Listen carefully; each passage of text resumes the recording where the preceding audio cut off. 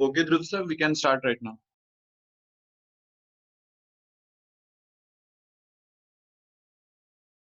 Okay, thank you, Sanskar. Hello, everyone. Welcome back to this webinar. So I hope you revisited the code we did yesterday. If you have any doubts, we'll do one thing. You can search them by yourself for right now and on Google or W3 Schools or whatever. And if you still don't get the solution of them, we can discuss them in tomorrow's doubt class. Okay. So let's directly start with the PPT. And today's topic is cascading style sheets, that is CSS. Okay, so let's start. Okay, so cascading style sheets, or CSS as it is called, is a language to provide the styles to HTML elements. Like we made some elements yesterday, right? HTML elements. So as you would have noticed, they were not looking that good. Okay, okay. So for making them look like those modern websites too, we use cascading style sheets, that is CSS. So moving on, there are three types of CSS.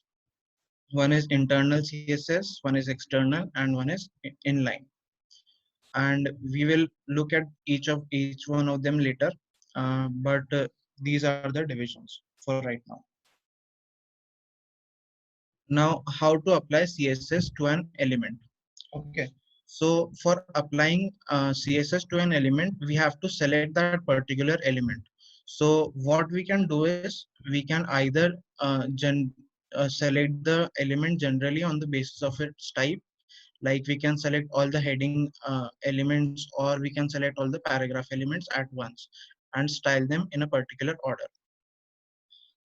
The second thing what we can do is we can assign the particular element a unique ID or class. Okay, so it can be done to a single element also, or it can be done to a group of elements also.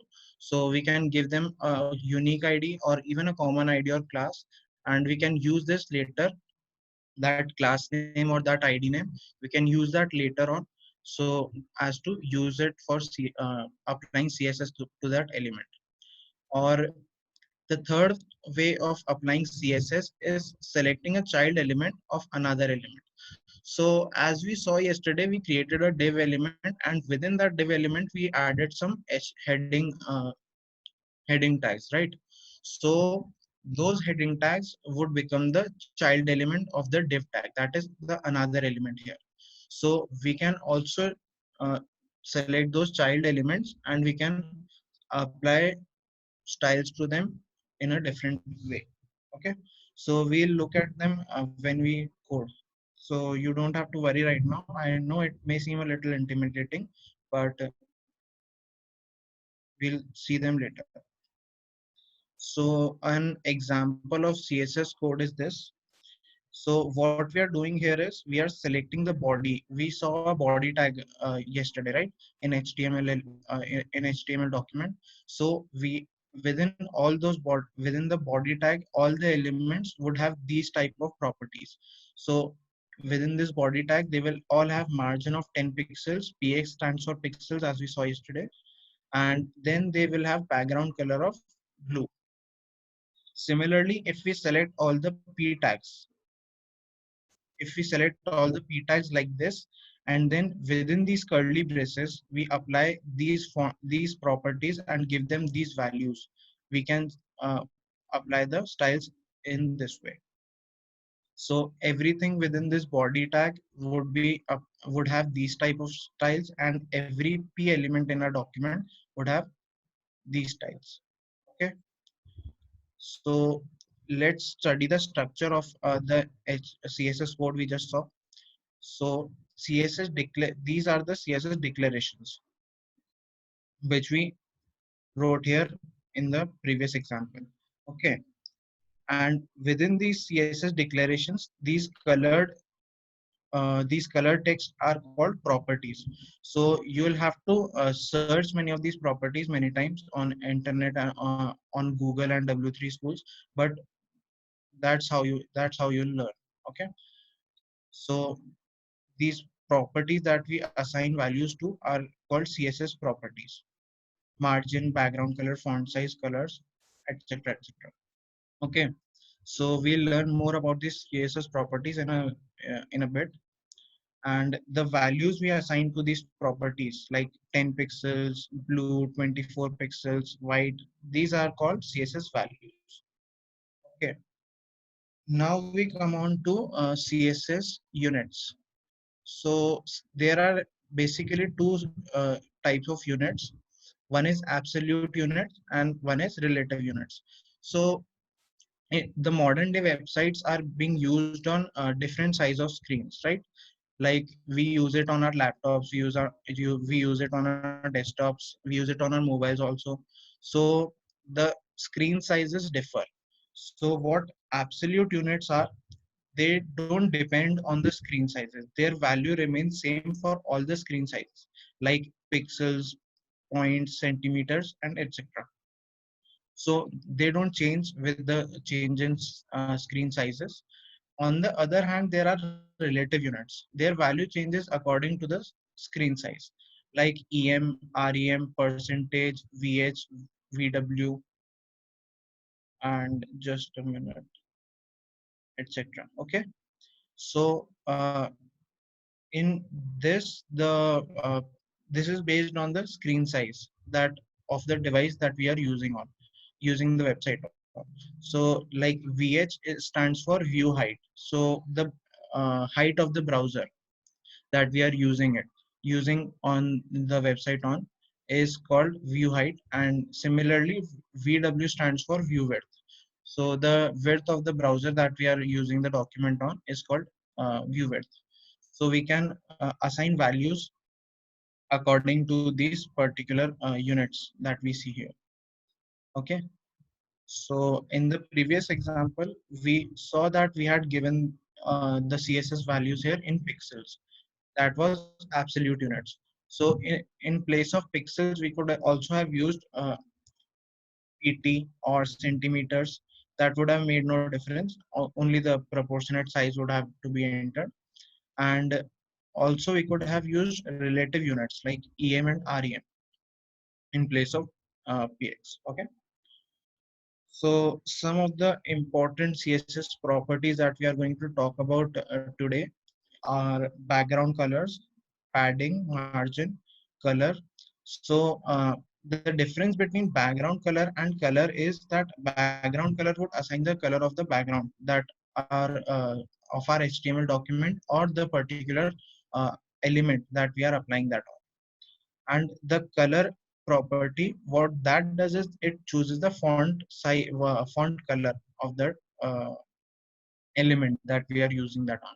So you'll see that in CSS there are font size and font weight also, but there is no property called font color. So that's a thing you'll have to keep in mind. So whenever you want to change the text color, you'll have to write just color only. But if you want to change the size or the font weight, you'll have to change. You'll have to write font size or font weight. Okay. So next is border, and we'll talk about that later. Text decoration. So whenever you visit a website on a browser, you'll see that when you hover over a link that redirects you on a different page, you'll see that that an underline appears underneath the element. So that is called text decoration, and we can change that property also. And then there is position. So we can choose wherever which position we want the element to appear on. Then there is height and width. We can use absolute units, we can use relative units, or we can give them a value of auto. Auto, what does is auto will assign the value automatically. We don't have to worry about it. So like if you have given an element of a width of 100 pixels. So if you change that 100 pixels to auto, the browser will automatically assign the width or height, whatever you give it. And then comes Z index. So Z index, what it does is it helps us to work in layers. So sometimes you'll want to make an element appear underneath a second element. So you'll have to work with Z index that time. Okay. Z index is more or less the layer number of that element. So if it is 0, if one element has a Z index of 0 and another element has a Z index of 1, so the element with Z index 1 will appear on top of the element with Z index 0. Okay. Uh, then we then we have margin and padding. So sometimes people get confused between these two things. So I just thought I should clarify this on the basic level. So what happens is that margin and padding are CSS properties used very frequently but can be confusing. Padding is the space between the content of a box and a border. So let us see in this example, this red line is the border of the box. Okay. And the black line, this box is the content of the box. Okay. So what we have to understand here is that this is the border and this is the content. Okay, so the distance between the border and the content would be padding, while the distance of the border from other elements like this one is other element, so that uh, the distance between those are the margins. Okay, like we can read here, margin is the space between the border of the box and the HTML elements present near it. So this is the border of the box. Okay, and this is the element, HTML element, that is present near it. So the one, this border with the black color is the HTML element present near it, and this red one is our border, the border of the element we are concerned with. Okay, so margin is the difference between these two, and padding is the difference between the border and the content. It will be more clear once we start coding. So moving on, then we have multiple selectors. So multiple selectors are very useful sometimes, because sometimes you'll have to apply same CSS properties to many elements together. So uh, writing them one after the other would be quite time consuming and useless. So a more efficient way is to select all those elements simultaneously and apply the property whichever we want to apply on it together.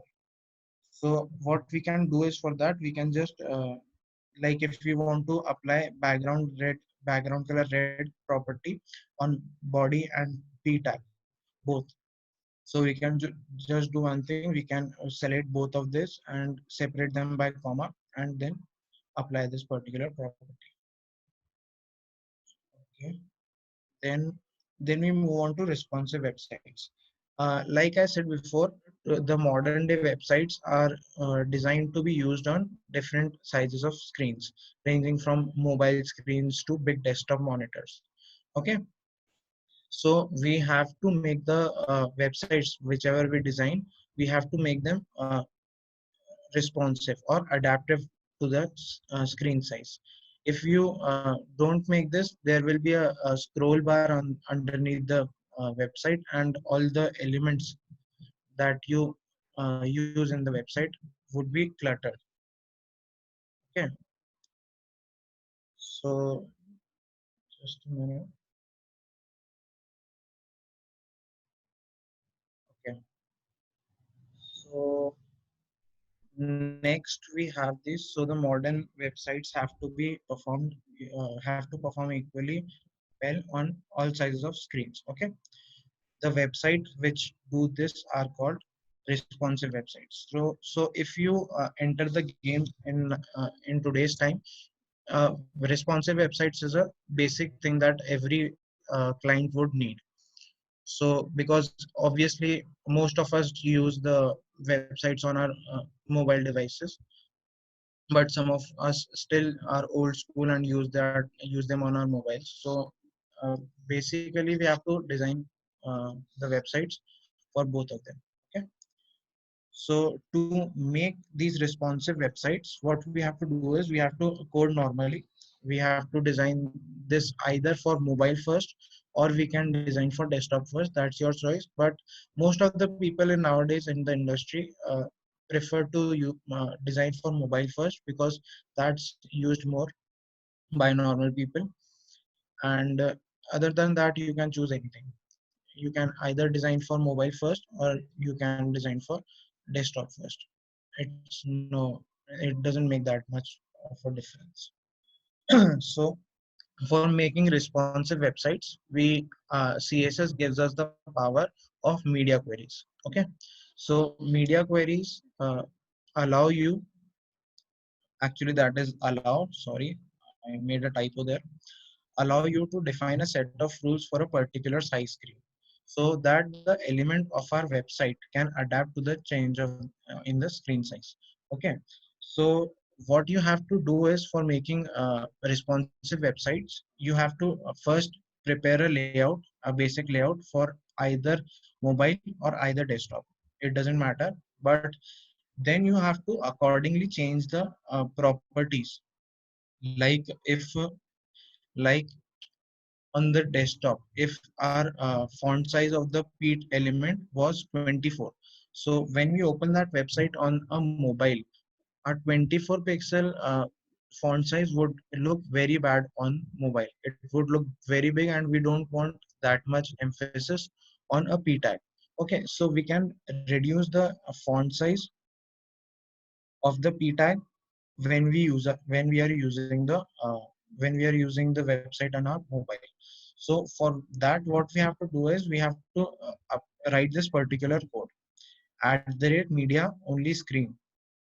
@media only screen is just something we have to work on to we have to write, so that the browser knows that we are making the website responsive.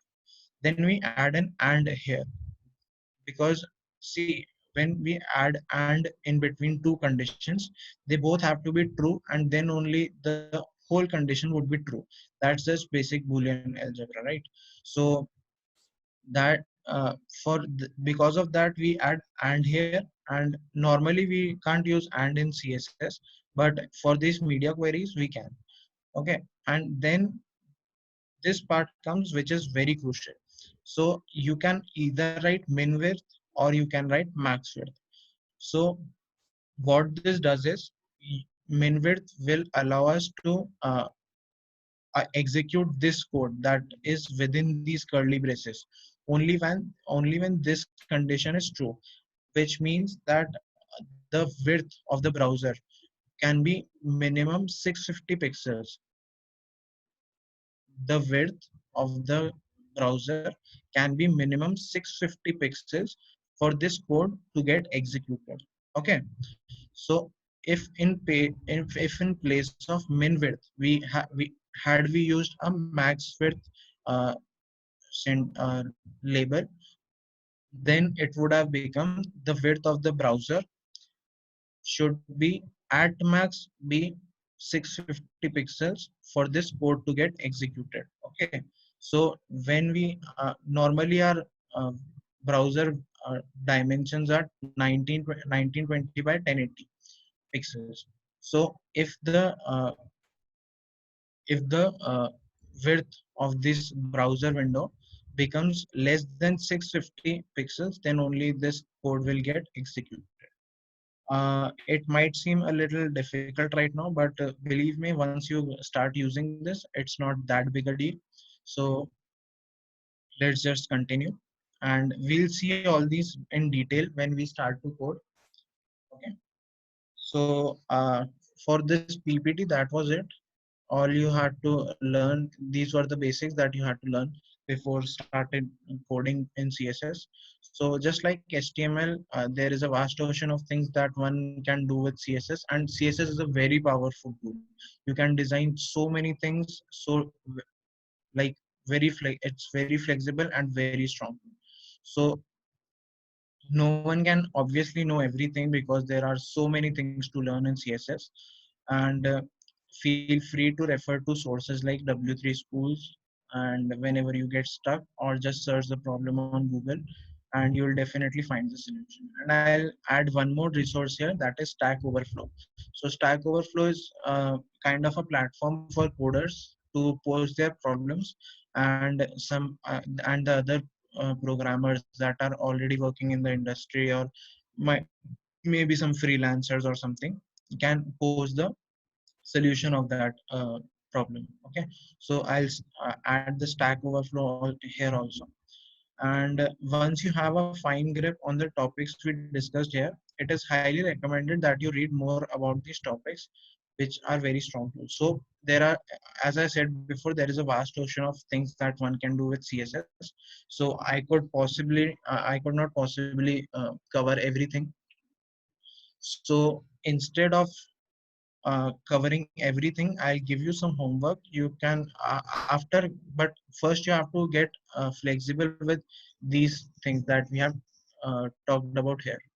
So after doing that, you can search for these topics that I have listed here on Google, or maybe YouTube. You can see some tutorials with from good channels or something, and you can learn about these particular topics. Like transform is a very strong tool. Then animations, like uh, we use animations in our websites many times to make it more good looking and attractive.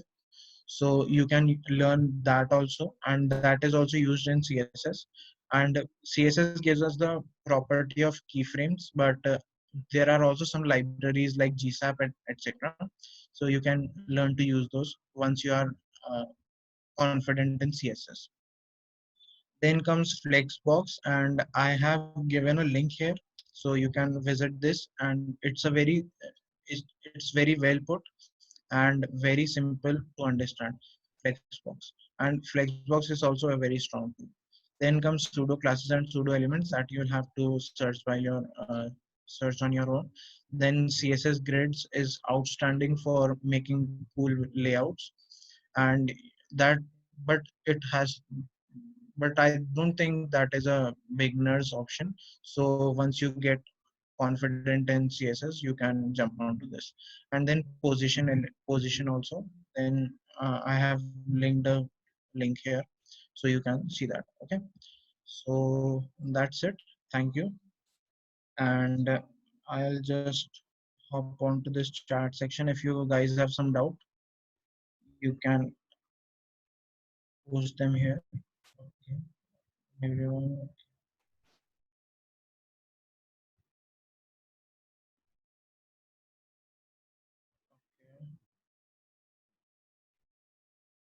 Uh, was there some issue with the audio, Sanskar sir? No, no, carry on. That was the internet issue of that particular participant. Okay, okay. I was audible, right? Yeah, yeah, yeah. You are audible. Yeah. Okay, no problem. So can you share the recording? I'll look into that for sharing the recording of the session. Nothing is visible on the screen. Please check your connection. I think there must be some problem. Please check your net connection. Yeah, sure. Can you recording? What is wrong? Okay, so font weight is the like we have bold and italics and all that. So font weight is the line width of the text we are working in. So normally the value of font weight is 400, but if we increase it or decrease it, it would vary accordingly. So I'll just that I'll cover later. Okay, no problem. So I have I have never seen a simple. Okay, thank you. Can you please provide sites and yeah, we'll be sharing these slides later on into the WhatsApp group, and we use both min and max width at the same time. You can, but it's not appreciated by most of the developers. Most of the developers either use min width or max width at a particular time. Uh, because min width and max width, if you use together, you will only get confused. And if not, then if you pass on that code to someone else, then that person will definitely get confused. Can you please explain media queries with example? Yes, I will do that later. We'll be coding in a bit, so you'll understand that later. Okay. What is Z index? Z index is the number of layer that element appears on. So again, you'll understand that once we start coding. Can we make a website on Android? I don't think that there is a need for making websites differently for Android. As far as I know, because the websites that I have designed work properly on both websites. Sorry, desktop and Android and iOS. Dhruv sir, Yes, yes, sir. actually the question is that we can design a website on Android. Like they want to design that particular website on Android phone. I got that, Yeah, but I think that I'm not aware about this. So yeah, okay. I'll I'll recommend you search on the Google or something. Okay, next, can't get the media only. Okay, I'll start with the coding, and you'll understand then. And will you please margin and padding? Okay, again, while coding, it will become more clear. Margin and padding. Can you put background color? Yeah, yeah, sure. You can make different divs and apply background color to apply this different background colors to different divs. What is that p tag? Can you repeat? P tag is a tag for paragraphs. So like we have heading tags, we have heading tags, and we have p tags. So in p tags, whatever the content that is not that important but is informative, like we want them to appear in a paragraph, we can insert it in a p tag and we can write that in the code. Okay, we'll do that in this coding. Okay, please explain types of CSS. Yes, that would be also covered in this. Okay, so I think that's all the doubts are. So let's start with coding. Okay, so as I was saying before, there are basically three types of CSS. So one is, let me just show you on this PPT. Okay, there are three types of CSS. One is internal, one is external, and one is inline. So we'll first look at inline CSS. So what inline CSS does is, inline CSS applies the style on the particular element, but it is written within this h tag, within the element tag that we want the style to be applied on. So if we start an attribute here named style, okay, and we apply inverted comma, then we add background color red and semicolon. Okay, so if we oh sorry, if you open it in the browser, you will see that the first heading that appears, that is h1, is given a style of background color red. Okay, you can see here. So, and if we want to make the font color to be white, we can add it here.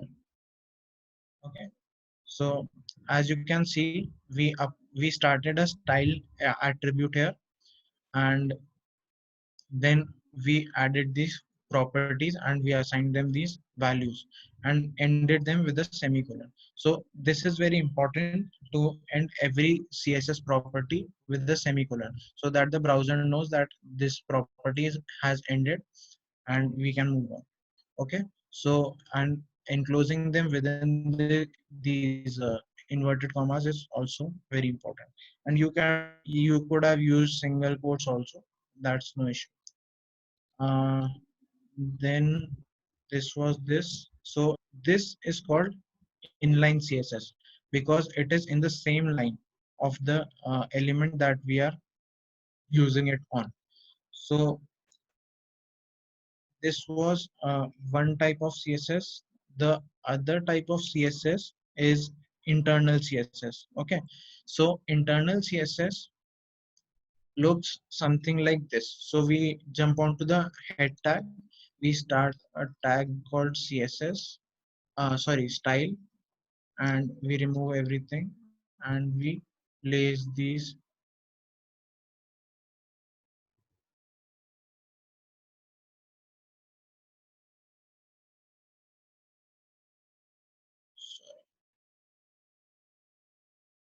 Let me just correct this. Okay, so what,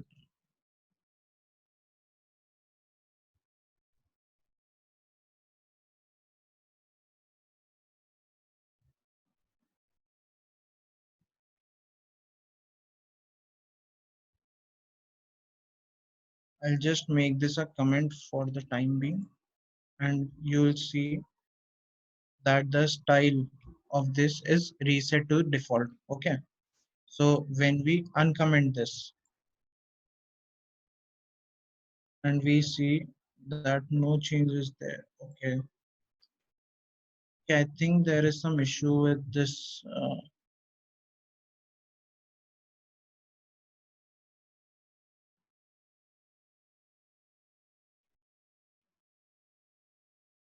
I think I've made an error here. So let me just check. Okay, no problem. Uh, this is called internal CSS. I don't, okay. We have to apply the selector first. Sorry, very sorry. And we have to cut it, paste it over. Okay. So all the H1 elements would be styled in this particular way, whatever is written here. Okay. So the thing we learned before was in inline CSS. So in that the styling was defined within this the same line of the element that we wanted to insert that style on. Then this is called internal CSS. So in internal CSS we prepare a style tag here, and whatever style we want to apply uh, here, we can apply them directly into this tag. Okay, so let's make the background of H2 element blue. Okay, so as you will see, the background color of this H2 element that was here, H2 element, my first website, it becomes blue. Okay, so this is one type how you can insert CSS, use CSS rather. And I'll do one thing. I'll just show you all the three type of CSS side by side. Okay, so we are applying inline CSS on H2, that is this. We are applying internal CSS on H1, that is this whole section. And now we move on to the third type of CSS, that is external CSS. So what we have to do for that is we have to make a new file. We have to save it as style.css, and you can name anything like it's not necessary to put style here, it's just a general convention amongst the web developers. So you could have also put website or something like website style.css, but the extension .css is very important. Okay, and you can place all the CSS code that you want to apply here. Okay, so let's start with p tag, and background color is, let's say, yellow. Okay, so we make first we made this new file and named it anything.css. Then we wrote some code in it. Now we have to link our HTML document to this uh, style sheet. Okay, so as I uh, hinted you yesterday that we use this link very often. So that was to link a particular file to our HTML document. And I said that in this particular case, I used icon because I wanted to change the icon. So in this case, we are using it, we are linking a style sheet to our HTML document. So we have to write this particular code, and you have no choice there. You can then insert the website here in the href tag, so it would link this particular what is a file to our HTML document. Okay, and when we save this and when we save this and and we reload the page, you'll see that the p tag that we used here we created yesterday in this element, the p tag is here. This is a paragraph. Okay, so this p tag is has the style of background color yellow now because we defined this style here an in a different file, and then we linked it to our HTML document. Okay, so this is that. So the first type of CSS, so the first type of CSS here was internal CSS, which was this. This is how you define internal CSS. Then the second type of CSS was external CSS, for which I made an external file, and then we later on linked it to our HTML document. So it was defined like this. And the third was inline CSS, that was defined like this. Okay, so I think the difference here is clear right now. And then the question arises that which of the three types is best. So I personally feel that external CSS is the best because all the code that you uh, all the code that you have to style this HTML document stays at one place in this in external CSS. And other than that, if you want to reuse this code, like if you want to reuse this code in other pages, like we make we have made this index.html right now. If we want to create some other page, like we created a I think main.html yesterday, right? So if we want to apply these same properties in them in that also, so we can apply it through this, through linking this particular style sheet to those pages also. Okay.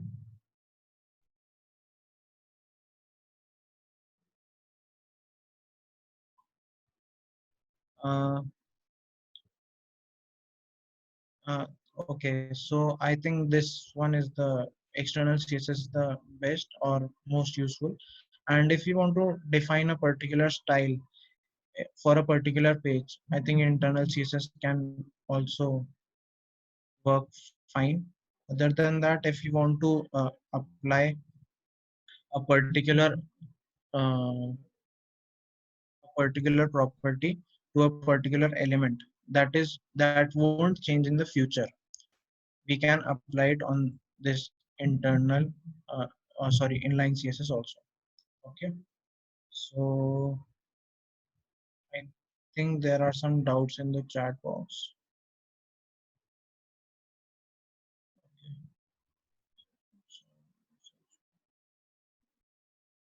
Please slow down. uh, I I'm sorry, but the I have to complete this within an hour, so I think I'll slow down a bit. Okay, no problem. How can we edit installed themes or modify it as our own way? Let us say uh, themes and all are not covered within this course. You can, if you want to change your theme or something of this text editor, you can search on your own at Google or something. We are also doing simultaneously. I would recommend that you take down notes, but coding with me would be a little difficult because I have to complete this course within a time limit, right? So I'll just send this code to you later, so you can you know practice on your own at your house. Okay. So can you please explain again how to change the background color of a paragraph? Okay. So for a paragraph, what we have made a p tag over here, right? We have made this paragraph here in our HTML document. So what we did was we started a p here. We selected this p tag in our style sheet. We assigned the particular property and we gave it a value in this website style.css. We gave it and saved it. Then we linked it to our HTML document like this link rel style sheet. And then we gave the address of the file. And when we saved it and reloaded the page, the style appeared. It's as simple as that. Okay. Sir, can you explain? And if you want this to appear of some different color, like say salmon, you can save that and reload, and it will change. Okay. How can we make multiple parameters or attributes without using repeated coding? How can we make style in multiple parameters or attributes without using repeated coding? That is good. I don't think I get this question. Can you reframe it and post it again? Hemant Chandole, I am not getting what you are trying to ask. Sorry for that. Can you send the list of CSS properties after today's? There are a lot of CSS properties, so I can't cover them all, but I'll try to give the most of the properties that I personally use. And other than those, you can also search on W3 schools. There are almost everything present there, so you can search there. Okay. What is style type? Uh, Style type here is text slash CSS. So uh, when you uh, like we did mention your style sheet, but the CSS rules specify that you have to put the type text slash CSS also here. So that's a rule you will have to follow. We can't do anything about that. Okay. Sir, can't get the media. Yes, we'll cover that later. What is font weight? Font weight we'll also cover. Share the code also. Yes, we'll do that. Is it necessary to have P entering P after entering the inline? Is it necessary to have P after entering the inline or external CSS? Is it necessary to have? I don't get this question. Please send this again. Is it necessary to have P after entering the inline or external CSS? Okay. Uh, Sir, why that external CSS file is get applied only to the last line? You can do it.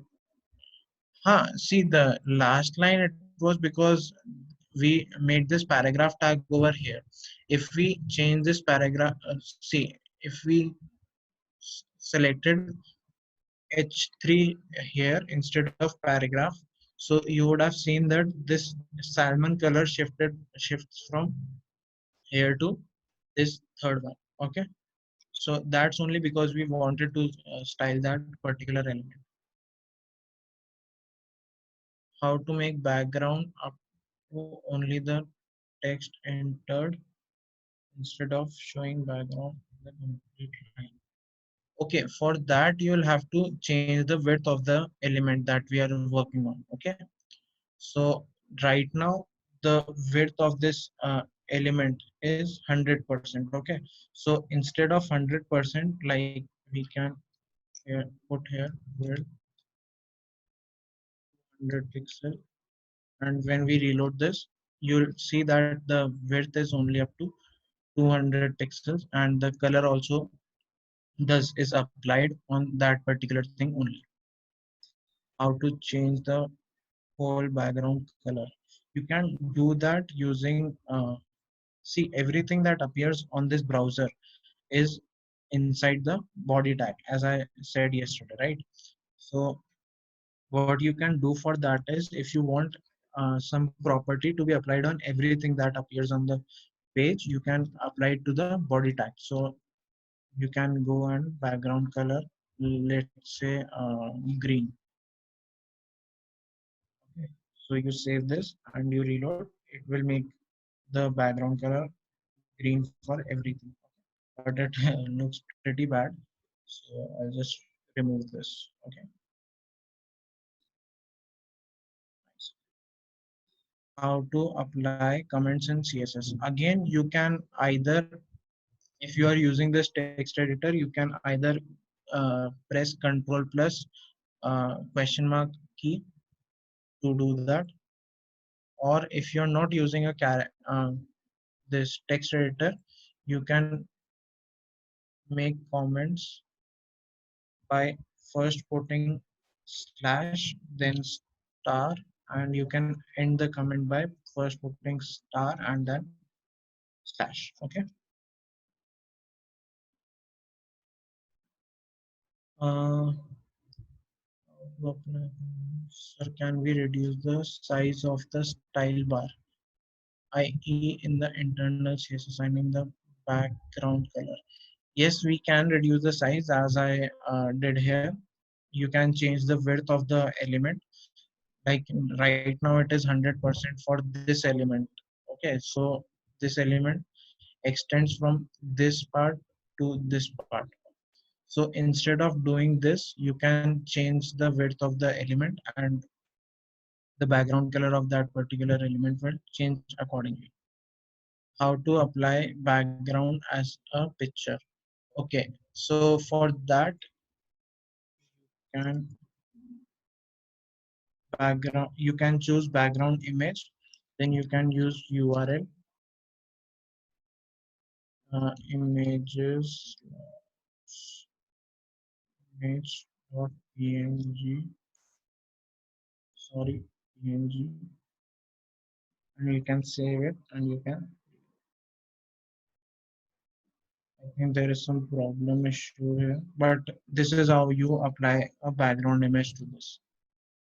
Okay, you can look at that afterwards. Okay, sorry, there was no problem actually. It was applied on this my first website only. So if we uh, cut it and we apply it on our body type, we'll see that the background image appears here. Okay, so that's how you apply background image. I'll let this stay here in comments, just in case you, if you want to refer it later. Can we use SRC instead of URL? No, you can't use SRC, because in this particular CSS property, the value has to be given in URL. So you can't use SRC instead of this. And okay, I think those are the only doubts we had. Okay, so these were the three types of CSS, and I think I've discussed the advantage of using external CSS over these internal and inline CSS. So if you want to reuse this code also, you can use external CSS, like for different pages. If you want to style different pages similarly, it's better to use this. Okay. Now we were talking about how to apply CSS on a particular element here.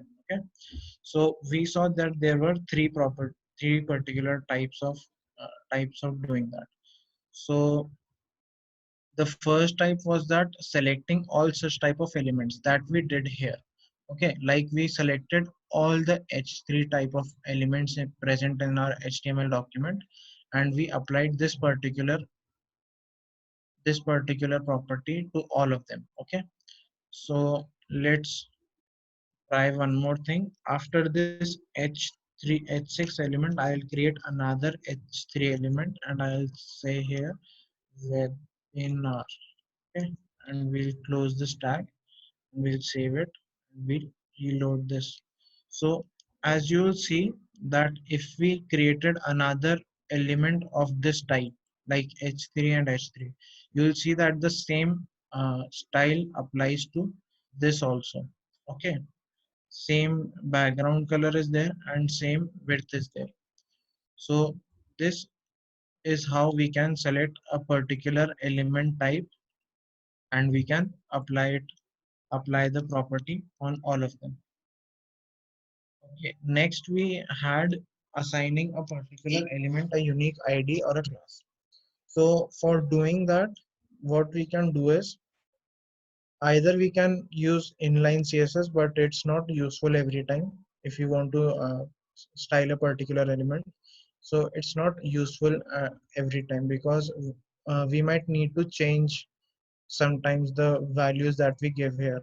Okay, so if we want to change this value, and if we had a longer code or many pages we had, so we'll have to change the particular property everywhere. So instead of using that, we prefer to use external CSS. And for like I want to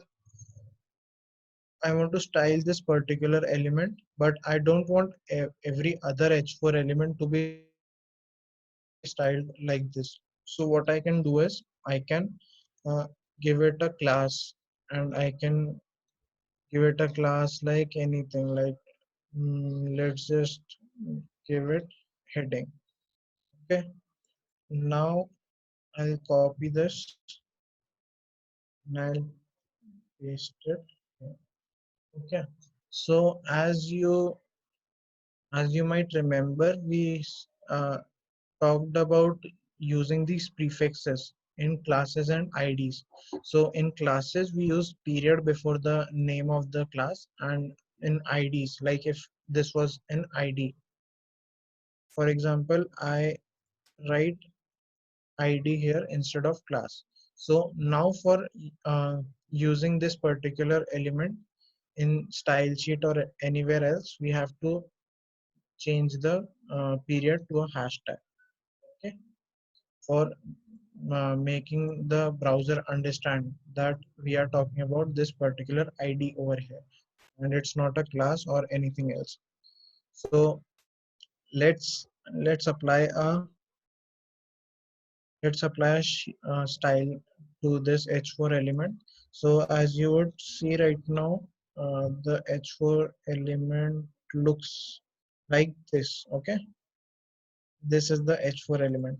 So what we can do is we can change the font size to 48 pixels. We can save it and we can reload it. So you'll see that the font size of this is increased. Okay, and now many of you were asking me what font weight is. So font weight is basically the width of this line that appears on these alphabets that we are using. So by default, the font weight value is 400. So if we write 400 and we reload, it becomes this. Sorry, it's 600, I guess.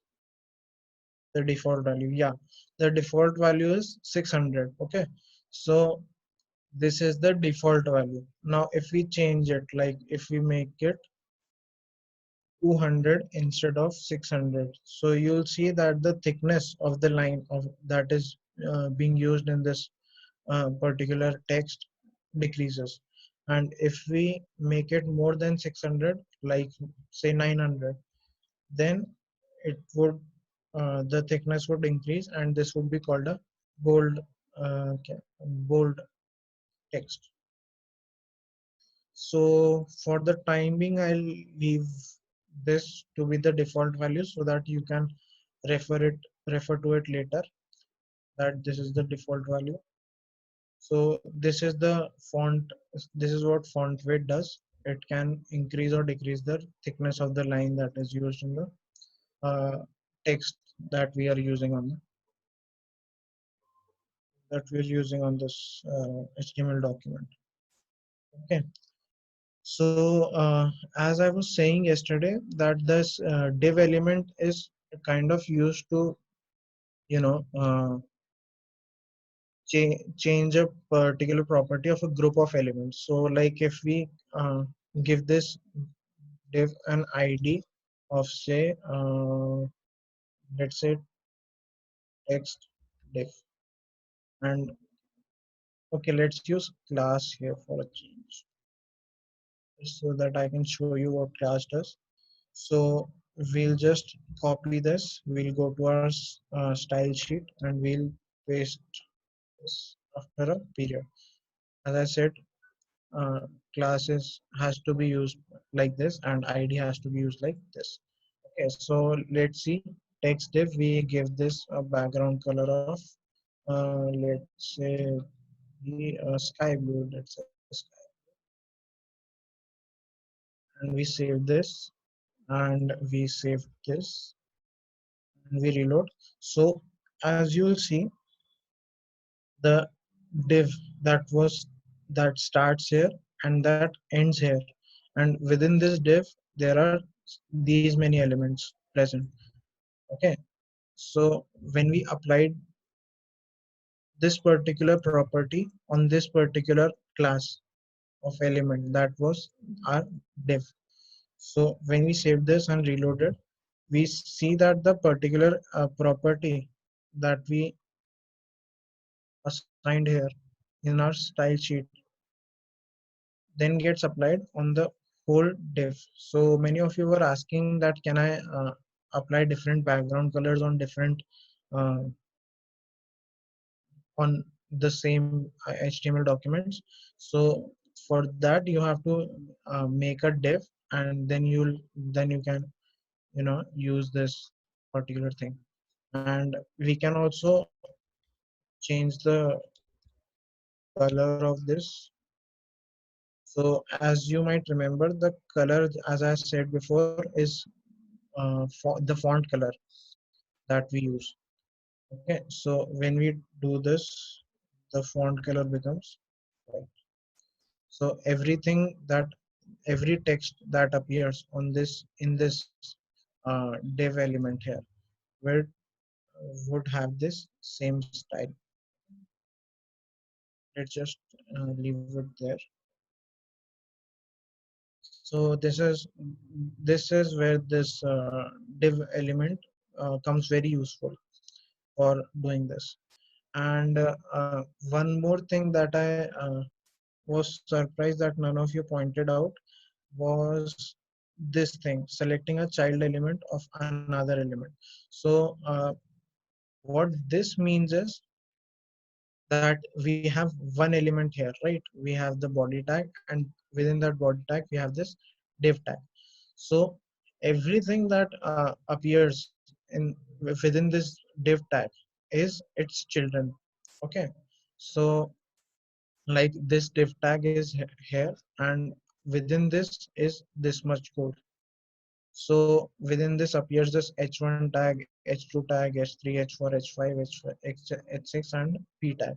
So uh, these all elements within this div tag are called child elements. So what we can do is, if we want to change the h1 element that appears within this div tag, okay, within this div tag we want to change the h1 uh, h1 tag that appears, and none and the other h1 element should be not bothered by that. Okay, So what we can do is we can go here, we can write div, then we can write h1.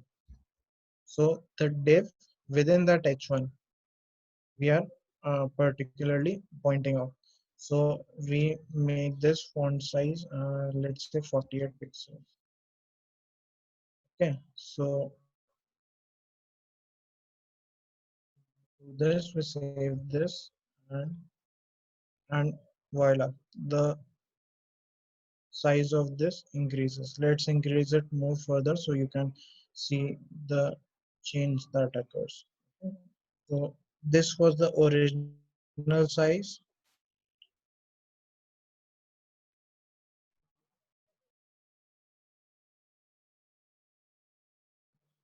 What is this?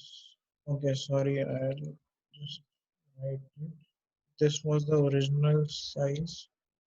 See, this was the original size, and when we refresh, this becomes bigger. Okay, so that is how you can address a particular element within this div tag. Okay, and even if you didn't want to do this, you could have simply just copied this class, you would have pasted it, and all the h1 tags within this particular element that we have chosen would get this particular style applied to them. Okay. So when we refresh, we see no change because it was already 60 pixels. So let's just reset it to 40 pixels. You'll see that the size decreases. So that's how you address a particular element. You point out this particular element in the style sheet. Okay. So this was this, and other than this, uh, I think everything else is okay. So we'll see CSS declarations. Okay. One more thing, CSS units. Okay.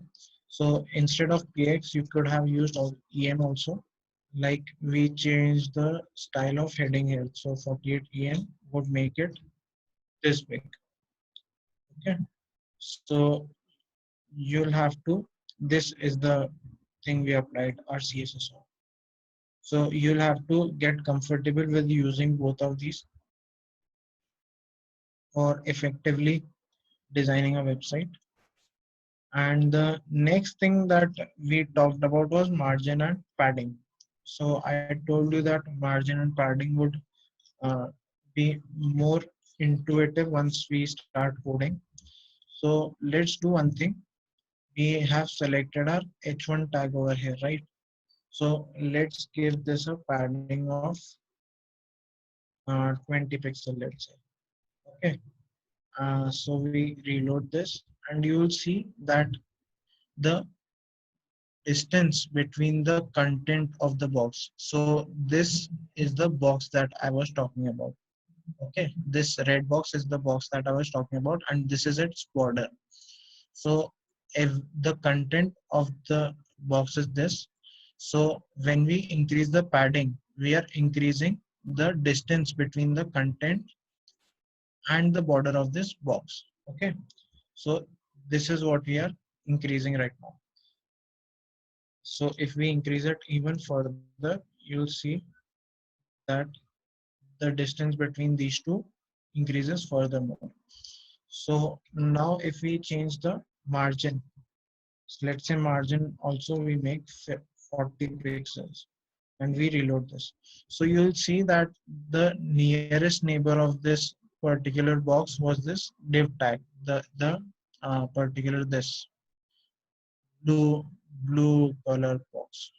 So the margin of this box from this particular element that we were working on increases because we added some margin over here. And if you want to increase this furthermore, we can use 80 pixels and we can see the change here. So if we change the padding, it will change the distance of the content from its border. And if we change the margin, will change the distance between the nearest neighbor and the border of the box. Okay. So this is a thing where many people get confused. And if we want to select a particular side that we want to increase our padding on, like I only want to increase the padding on left. Okay, so we can do that also. So as you'll see that when we increase this, the padding on the left would increase and the padding on every other direction would remain constant. And one more shorthand way to do this is using 60 pixels, uh, like 10 pixels, 0 pixels, 100 pixels. So we can give four different values for four different what you say directions of this padding. So the padding that we gave here was 60 pixels, 10 pixels, 0 and 100. So this is 60, this is 10, and this is 0, and this is what you say 100 pixels. Okay, so you might not think that this is 10 pixels from here to here, but you'll have to keep in mind that the width of this element is still more. So let's make this 300 pixels and you'll notice the difference. So if we make this 300, I think is less, let's make it 400. So you'll see that the padding, the the content of this is this much long, and then after that this from this line to this line the distance is 10 pixels. Okay, so this is how you apply padding and margin. And one more way to do this is removing these two and doing this. So what this signifies is that we want 60 pixels on top and bottom, and we want 10 pixels on top, on right and on left. Okay. And before it was top, right, bottom, and left. It was in a clockwise direction. So top, right, bottom, and okay. So this is this margin and padding are done. Other than that, I okay multiple selectors I've okay, and media queries. So I don't think I'll be able to cover all these properties today. So we'll look at them tomorrow because we'll be working with HTML and CSS both tomorrow. And one last thing I want to talk about is that is these media queries. Okay, so in media queries, I you people had some doubts, so I'll just do one thing. I'll copy this and paste this. Okay, so there's a property called display for a element. So okay, let's just leave display and we'll just decrease the font size rather than working on display. So we will make it 10 pixels when uh, the width of this browser that we are working on is minimum is at min 650 pixels. So when we go to our website and we hit refresh, you'll see that there is no change as such.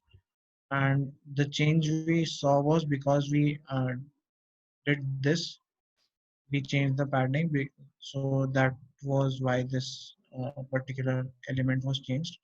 But what you'll notice is that this H1 element, when we decrease the browser size, 1 minute, I think I'll have to use max here.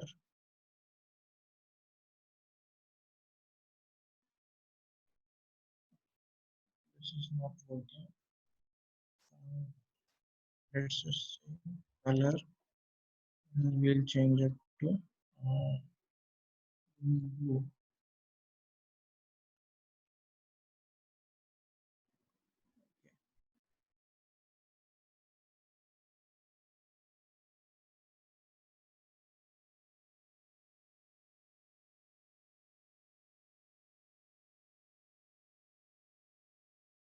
I don't think it's working right now.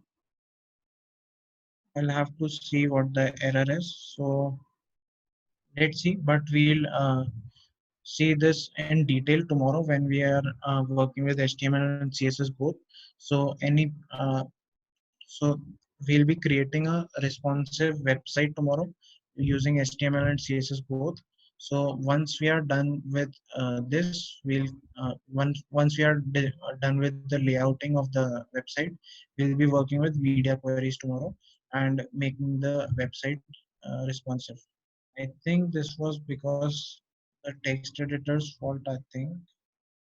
Uh, Anyways, I'll look into this and I'll let you know tomorrow what the problem was. For now, I think we should move to our doubt session because I think uh, not much time is left. So if you have any doubts, please put them in the chat box. Uh, how to, yeah. So how to center the heading? I think our Sanskar sir has already given the answer. Center tags can be used. Very good, Sanskar sir. And can we align? Can we align H3 to right with its background color? Okay, you can. And what is the difference between class and ID? Class and ID are not that different because they both give our custom names to that element. But it is a usual practice in the industry that the classes are used for styling and the IDs are used for JavaScript purposes. So whenever you want to select an element for styling, you use classes, and whenever you want to use an element in JavaScript, you use the ID of it. So it's just a convention. It's not a written rule or something. You can use both for both. There's not much difference. Okay.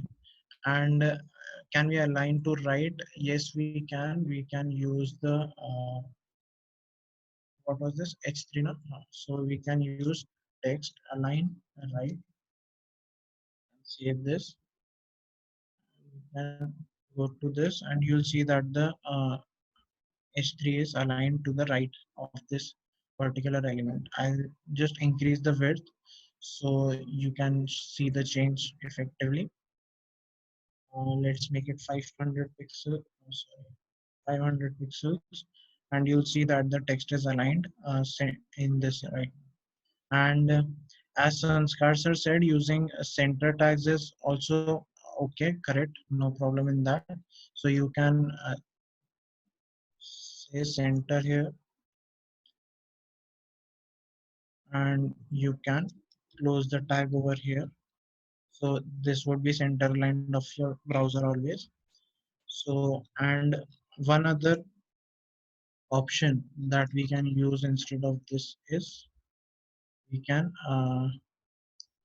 use text align center instead of center tag. Okay, because what happens is we have to sometimes override this property, like when we decrease the size of the screen, we have to left align something and instead of center aligning. So at that time this gives us some problems. So I think text align should be more used instead of that. So this was how you center align and text align. What's the difference? Okay, so, wait, sir, can we reduce the size of the style bar in internal CSS? Yes, you can.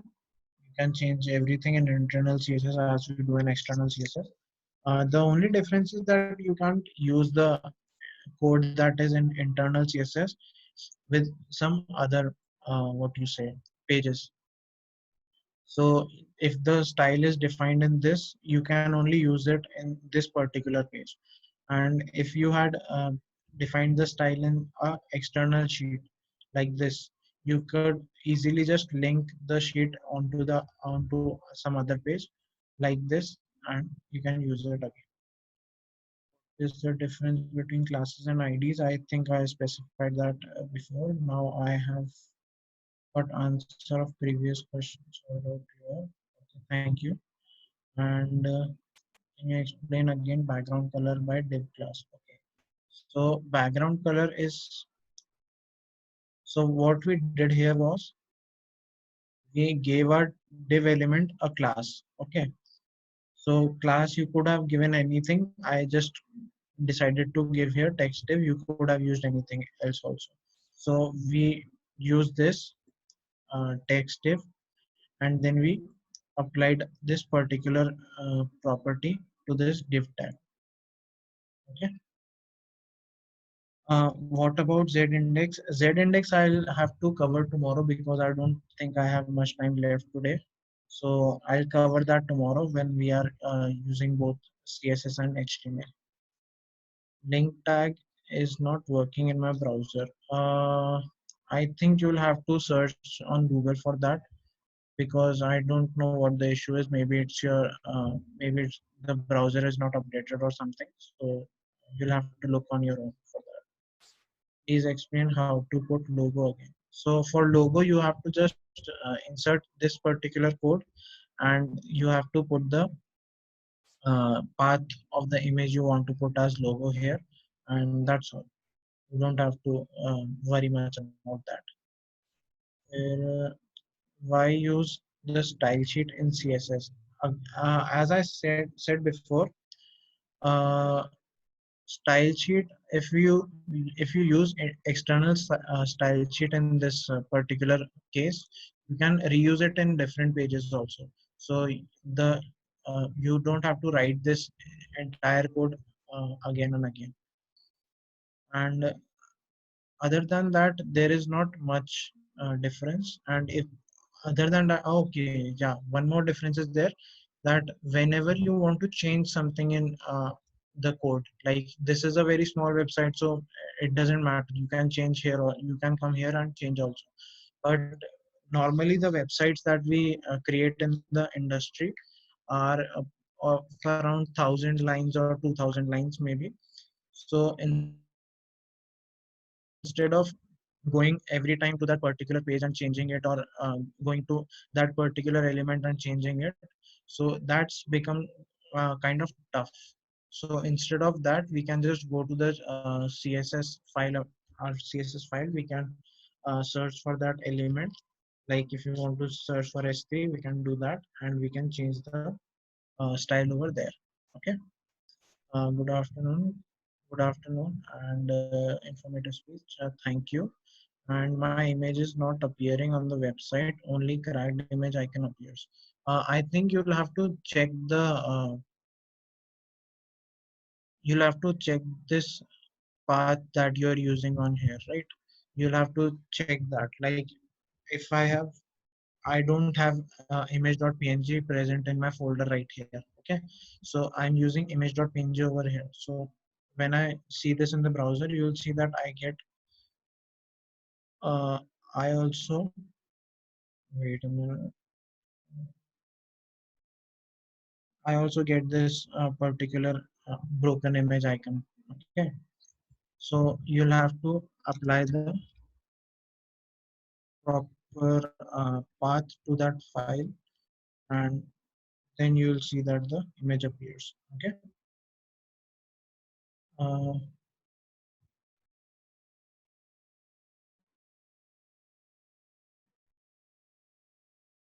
Okay. So I don't think there are any more doubts. And if you have any doubts about the HTML part that we covered yesterday, I suggest you look on your own for them, for their solutions. And if you still don't find the solution, you can do one thing, you can ask them in tomorrow's doubt session. And other than that, okay, most of the things are covered. Share CSS code also, sir. Okay, no problem. Z-index, as I said before, I'll cover in tomorrow's class. I tried for background color. You'll have to write the color spelling properly. It's and yes, every like every property that has two words in it in CSS, it is defined that it would be uh, separated by a dash. So you have to keep that in mind, like background color or anything like font size or font weight or something that's differentiated by this dash. Okay, so you'll have to change the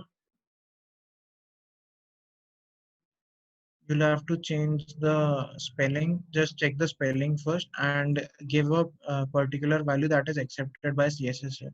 Like don't give just a random value like any other color value or something. Or you can also do one thing. You can input hex code here instead of writing the colors directly. Like if I wanted to apply light gray color, I remember the code of this color here. So if I reload this, you'll see that the color changes and this is the color that appears. So if you want to insert the hex code, it's also fine. And instead of this, you can also write this, or you can use any other particular color code that you want. Okay. And then how to add color with image in CSS. Uh, how to add color with image in CSS. Just a minute.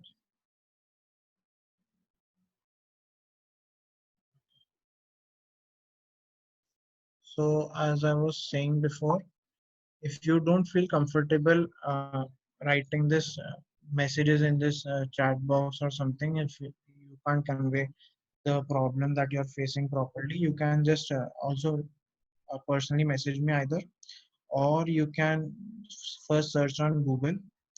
And still, if you find no solution to your problem, I'm always present there, so you can personally message me on WhatsApp.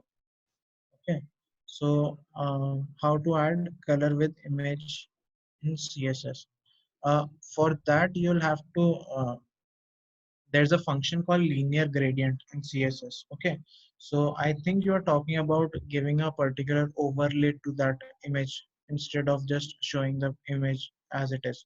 So for doing that, you have to use a linear gradient, and I would not cover that in this class, but you can read it on your own on W3 schools or something. The property is called linear gradient. So you can just search on Google linear gradient and CSS, and you will find the links. So thanks, sir. Excellent. Thank you. Enjoyed this. Thank you. Thank you. Should we wind up? Okay. Any questions? Why was text div used instead of div?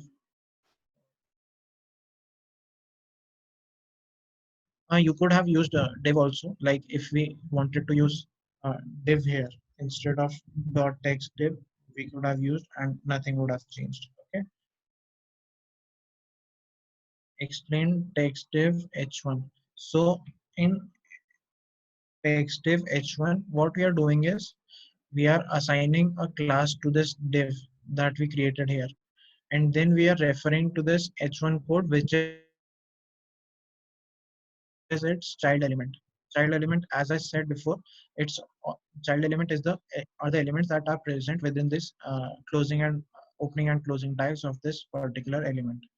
So when we are when we have these tags over here, these are all child elements like h1, h2, h3, h4. So how to address them, we learned here. So when we first we select the text div element, which was this, then we said to the browser that we want to select only h1 within this text div only. So the browser looked for the h1 here and it found it here. Then it applied the particular this particular property to that, and it appeared on the background on the browser.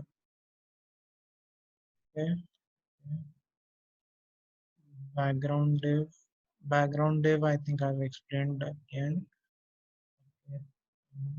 On great session. Okay, I think there are no more doubts.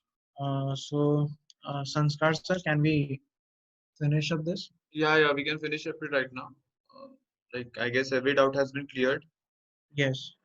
Yeah. So thank you everyone for your presence. We'll meet tomorrow at same time. That is 12, and the links will Uh, be shared correctly. Yeah. and I would be forwarding this PPT and the code that we did today. So you can practice on your own at your own Yeah, exactly. like. Yeah. Okay. So I think we can wind up right now. Yeah, sure. Okay.